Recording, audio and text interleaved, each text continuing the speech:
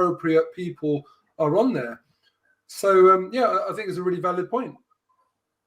I know that you had your differences with AFTV recently with regards to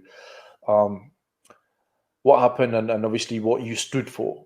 And with this now coming on, how does that make you feel? Yeah, do you know what? I think we'll talk about AFTV and we'll also talk about DT. And I think, to be fair to AFTV, you need to draw a line there. There's a separation. They can't be held to account for everything that DT did.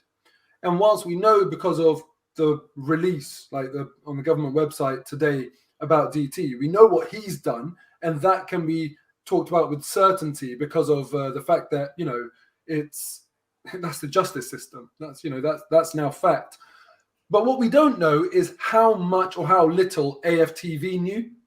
So some of us might be skeptics here, but we can't say for sure that AFTV knew about it and should have done this or should have done that. I have my suspicions, but it's probably not fair to talk about that as if it's fact. But as for what has happened with DT, I've had differences with AFTV based on my issue with the whole Palestine hoodie, and you guys know about that. We spoke about that at length. I think the thing that really baffles me is that there's been kind of bullying, abuse, anti-Semitism, racism on AFTV, and these things have gone without any sort of repercussions. I wore a Palestine hoodie and I got booted off, and DT has now been convicted of assault, abuse. He's physically assaulted a woman, threatened. He used his child to threaten his ex-partner. I mean, these are some awful things, really, really twisted things.